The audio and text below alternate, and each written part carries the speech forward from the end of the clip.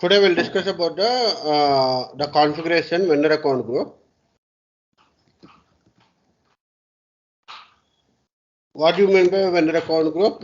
As we discussed about that vendor account group, okay, it will be controlling the vendor master record.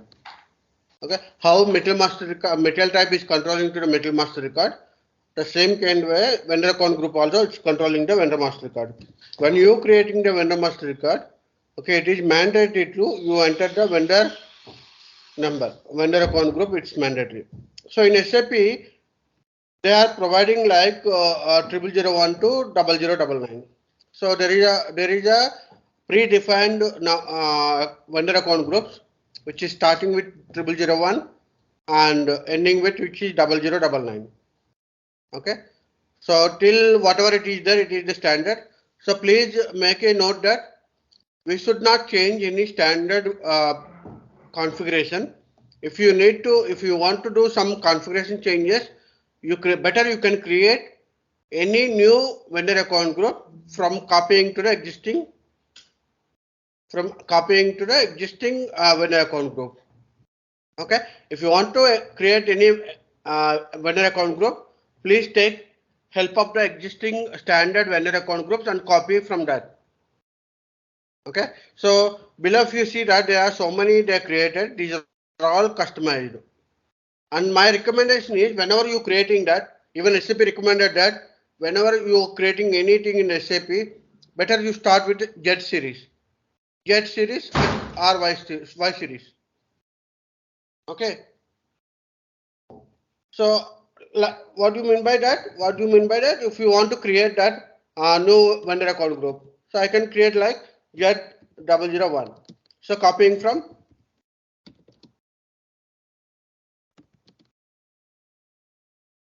copying from 0001. Okay, if you want to create any new customized one, okay, you can start with Z series. Okay, if you don't have Z, you can use the Y. Okay, so like so mostly you will be have right ZXY01. Okay, like you can create. So it should be start with Z series. So always that is the recommended. So that's why if you see that there are so many Z started. It is started with Z series. Okay. So these are all they created. You should not create like this one. Why? Because this numerics from A to Y, A to X, SAP standard they are using. So better you can use always Z series. Okay. So the point one is you should not change anything in the standard. Okay. And second one is whenever you want to create a new customized one, copying from the existing one vendor account group. The third one is better you start always with Z series when you're creating. So these three recommendations, please make a note that it's not only for the vendor account group. Whatever you want to create in the configuration level in the SAP, please start with Z series and copy from the existing. Like we said right last time, creation of the plant, creation of the company code. So we always recommended to copy from the existing one. So please go ahead like that. Okay, now let's start with the vendor account group. Okay, so here if you see that we have the 0001, 0002, 0003 like. Okay, now if you see that what do you mean by 0001, what do you mean by 0002, 0003? Okay, so 0001 is a main vendor. We generally call as a main vendor. Okay, and 0002 it is a goods supplier. So I will tell you what is the difference. 0003, which is alternative pay, and 0004, invoice presented by.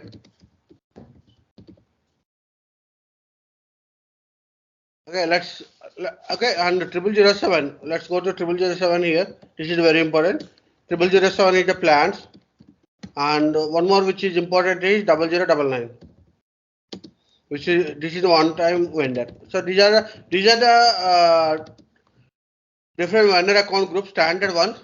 Okay, these are very important. Okay, So let's what do you mean by what is the difference between these all? Okay, we'll see that here. Okay, if you see that the main vendor, okay, he is a general regular vendor. Okay, he can do, he can supply the goods, he can receive the orders, he can issue the invoices, and he can take the payments. So when we're talking about the main vendor, I can say that all in one activity. Okay, so he can do, the main vendor can do, he can supply the goods, he can generate the invoice, he can receive the payments. Okay, but when I talk about a goods supplier, when I just talk about a goods supplier, okay, he can do only supplying the goods. So we will not order to this guy. Okay, suppose is the my nearest store. Okay, just I'm giving the example. Heritage store is the main vendor. Okay, main vendor. So what he can do? He can supply the goods. He can generate the invoice. He the payment. He can receive the payment. Okay. Suppose in case heritage vendor is not able to supply. Okay. So I ordered that to guy 1,000 pieces of milk packets. Okay, so I ordered 1,000 pieces of milk packets. So what heritage store is done? Okay, heritage store is he informed to heritage milk supplier. Okay, so we ordered this 1,000 pieces milk packets to heritage store, but okay, heritage store is informed to heritage milk supplier. He supply the goods to customer, right? So in this case, see here, if you see that heritage store is different. Here heritage storage, he is the main vendor, but since you ordered 1,000 pieces, might be he cannot supply. He informed to the heritage milk supplier. Okay, he supplied the goods to our company. So here you tell me that, okay, when I just created the vendor master record, I created XYZ1 is a heritage store, and I created XYY1 is a my heritage milk supplier. Okay, now you tell me he is the my main vendor. Heritage milk supplier is my main vendor. No, No. he is the good supplier, just good supplier. We didn't order directly to the heritage milk supplier. We ordered to the heritage store. Okay, and heritage milk supplier get the information from the heritage store, and he supply the goods to the our company, right? Okay, so in this case, what we can say, we will create purchase order. PO purchase order will create to the XYZ1, and goods receiving, goods supplier is the XYY1. Okay, so sir, you can ask question me, sir, in SAP how we can see this one, how we can see this information in SAP. Okay, so when you creating the purchase order, the order will be sending to the XYZ vendor. That means the output, either it may be PO output or email, or it may be fax, or it may be anything. So how you are sending this information? Through email, fax, or printout, or email ID, PDF format, whatever you are using, that PO output will be go to XYZ1. But when you are receiving the goods, that means when you are doing GR, performing the invoice, performing the goods receipt, okay, it will display XYY1. That means heritage milk supplier, he is supplying the goods to you, not XYZ1. Clear? So like like if you see that I can pay to someone, that means HDFC Bank or local financial services, they are handling that to all the payments, then I can pay to this guy. Instead of I'm paying to the main vendor, I can pay to this guy. Like if I'm getting the invoice, I'm not getting invoice from the heritage store. So heritage store, they said, right, okay, I have to discuss with my supplier or might be my third party vendor who can generate the invoice. Then only I can give the invoice. Then might be the invoice is presented by, that means who generated the invoice. Okay, why? Because why this case is, suppose in the heritage store, this is 36 rupees. When I order 1000 pieces, maybe heritage store they're saying that, okay, boss, you're buying this bulk, right? So we'll discuss with my vendor, okay, my partner, and I will ask to generate the invoice. So in that case, might be this heritage milk supplier only, they can generate the invoice. This heritage milk supplier only, they can generate the invoice. So if he is generating the invoice, then this heritage milk supplier is my invoice presented by. Okay, the main vendor he is not generating. So in that case, when I created the vendor invoice, when I'm creating the vendor invoice, so I can see XYY1. I can see the vendor details is XYY1, not XYZ1. Why? Because XYZ1 is not generating the invoice.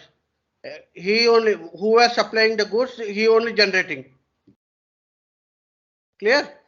So it might be the same or it might be different. So partners can be do invoice, or some cases if suppose heritage store only generating the invoice, then those cases again the invoice will be XYZ1.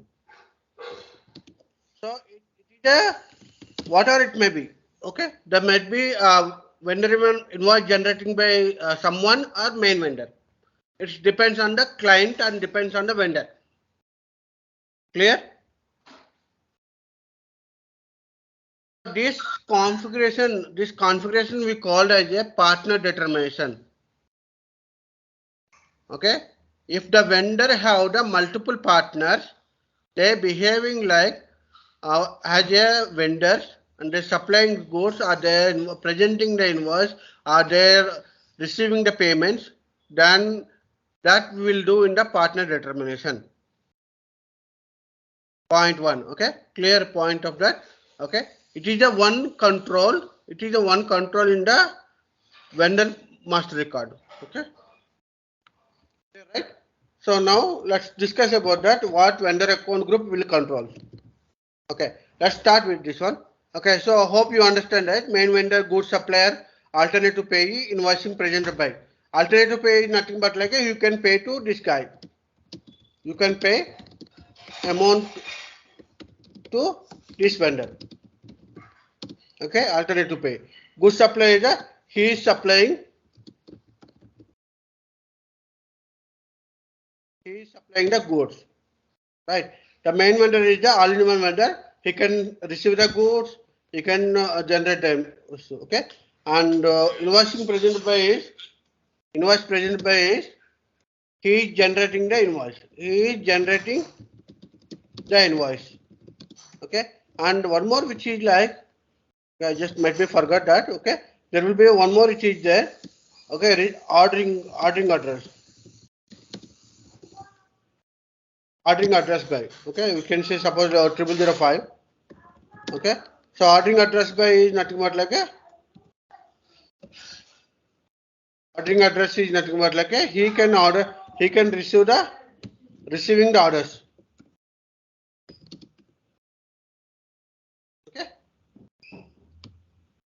So you can ask me question like, sir, is that possible? We have the different partners. Yes, it is possible. Why? Because it depends on that the vendor. Depends on the vendor. Maybe the main vendor will be different and the partner will be different again. Now you understand, right? Main vendor is different and goods supplier is different, alternative pay is different, invoice presented by is different, ordering address is different, right? Now goods supplier can do only supplying the goods. Alternative pay can take the payments only. He will not do anything with the order. He will not do anything with the goods receipt. Anything will not do. He will take only payments. Invoice presented by, he can generate the invoice. Okay. Ordering address, he can take the orders. Okay. So that these four partners, these four are the partners to main vendor. Okay. Now 0007 plant. How it will be worked? It will be worked as a, when you want to create plant as a vendor. So for InterSTO, S2 stock transport order, we will use this plant as a vendor. Okay. So we'll discuss this once we are talking about the InterSTO. Okay. And this one-time vendor is the dummy vendor. Dummy vendor is the nothing but like a, when you want to instantly create a order, purchase order, okay, then you can use this duplicate vendor number to create the purchase order. Suppose, let's say my regular vendor is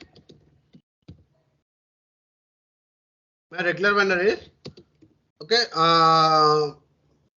DMart.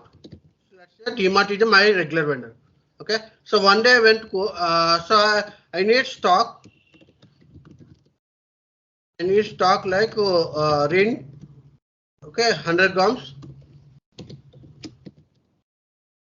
Okay, 100 grams RIN. Okay, so when I see that in my DMart, okay, they don't have stock. So what I went there, I nearest to go to nearest store like Heritage store. I bought that 100 grams RIN soap. Okay. Now this Heritage store is not my regular vendor. So I don't have stock from this regular vendor. That's why on emergency I bought from the Heritage store. So like tomorrow, if I need some other one, again I just need to go to some other store, okay, ABC store, and I bought something different like product A. So every time whenever I'm getting the emergency, I'm buying from the nearest store. Okay, so they are not my regular vendors. So every time if I just to create the vendor master record, I will get lots of the vendors in my list. So tomorrow it will be very confusing to me who is my best vendor. So whenever there is an emergency or whenever we using one-time vendors, okay, we can use this duplicate vendor. So we'll create one vendor number that will create okay, it's a duplicate vendor that will use for this emergency purchase orders.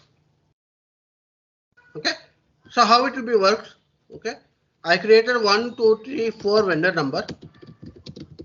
Okay, so today I created PO for 100 grams RIN sub. Okay, our vendor number is same 1, 2, 3, 4, and the address will be different. Address will be nearest Heritage store. The nearest store. Tomorrow again. So this is created on, suppose let's say this is created on 03/07/2022. Again, I'm just going to PO again, new PO, and I need now 1 kg of atta.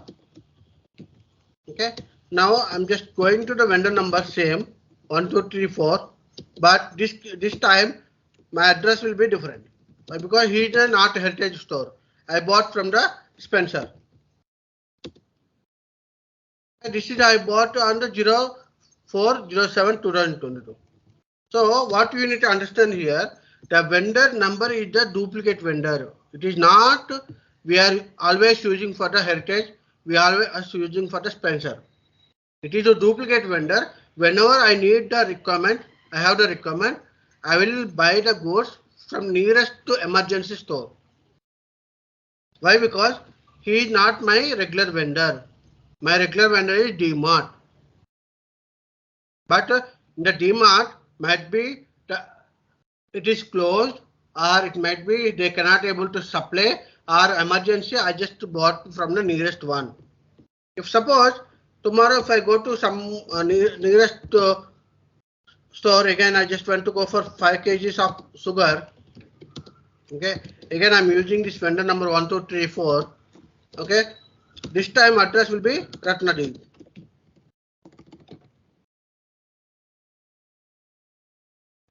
So this is I bought again on 04 only. So what we need to understand here, when there is a different purchase orders, okay, the address will be different. It's not like that you today I use for this heritage, tomorrow I have to use for Spencer. Okay, the same day also you can use. It depends on the purchase order. So the purchase order number will be different. This is the purchase order number is different. This PO number is different. This PO number is different. Clear? So here what we need to understand, this is the duplicate code. This vendor code, whatever it is created, is a duplicate code. It is created with reference to which vendor account group 0099. So when I just created 0099 by using the 0099 vendor account group, by using this vendor account group, when I created the vendor number, this vendor number I can use as a duplicate vendor number. I can create n number of purchase orders with n number of address. Call one-time vendor. So many people they are confusing on that. What is a one-time vendor? Okay, I hope you understand one-time vendor. What is that? Clear, right?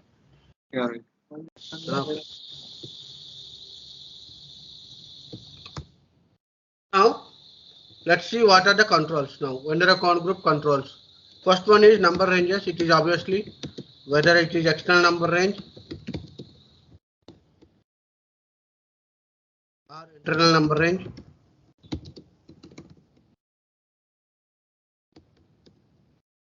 Okay. The second one is interval.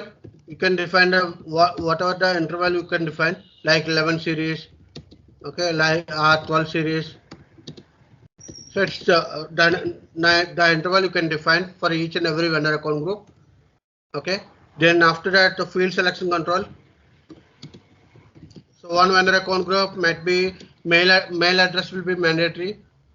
Okay. Some vendor account groups mail address is not mandatory. So field selection is nothing but like a whether the field is mandatory or not. Field is mandatory or optional or hide. Right. The next one is one-time vendor. Whether this vendor is one-time vendor or not.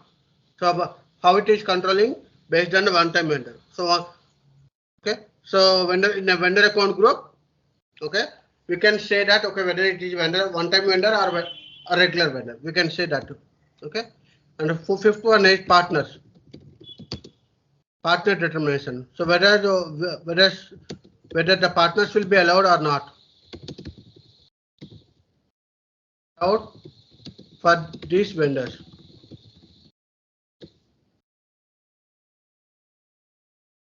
Okay. And we have vendor sub-range. We already had a discussion about vendor sub-range and plant relevant data. Right. So what do you mean by vendor sub-range?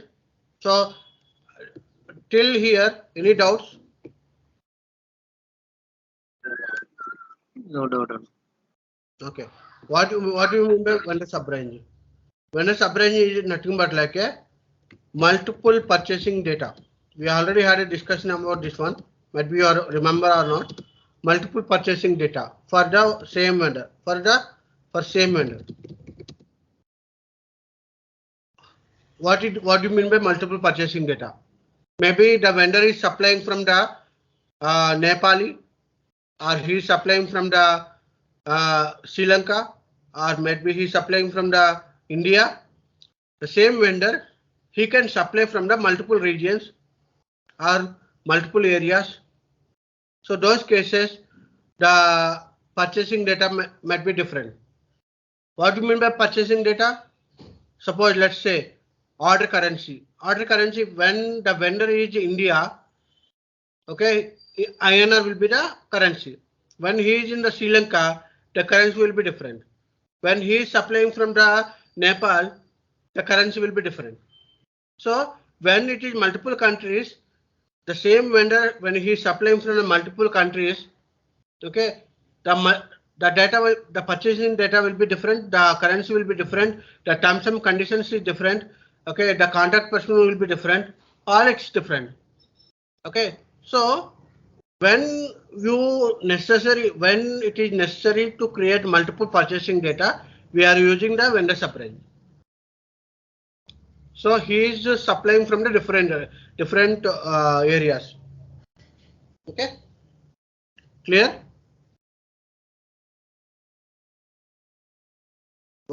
You understand what is the vendor sub-range?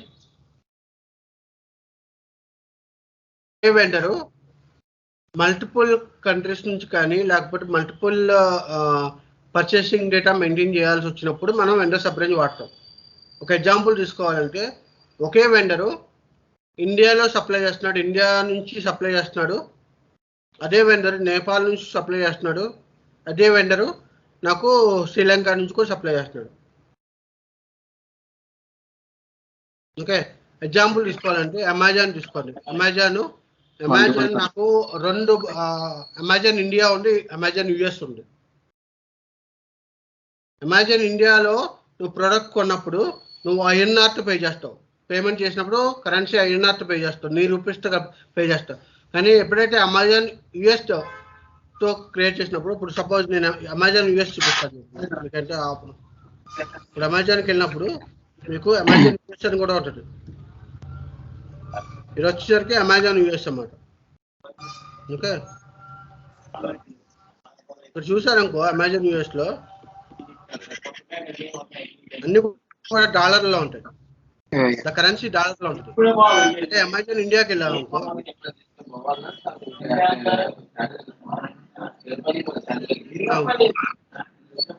Amazon India, నేను ఏదైనా product కొనాలనుకుంటే ఇక్కడ రూపీస్లో ఉంది చూడు, 219 rupees. ఇక్కడ currency వేరే ఉంది, ఇక్కడ కరెన్సీ వేరే ఉంది, డాలర్లో ఉంది. సేమ్ అమెజానే డెలివరీ వచ్చి ఇండియాకి జరుగుద్ది. ఓకే, బట్ సప్లై చేసేది ఎక్కడంటే he supplying from the US and he supplying from the India. So ఇక్కడ నువ్వు పేమెంట్ చేసేటప్పుడు నువ్వు రూపీస్లో పేమెంట్ చేస్తావు వీడికి, ఇక్కడ నుంచి ఆర్డర్ చేసినప్పుడు ఇక్కడ పే చేయాలనుకుంటే నువ్వు డాలర్లో పే చేయాలి.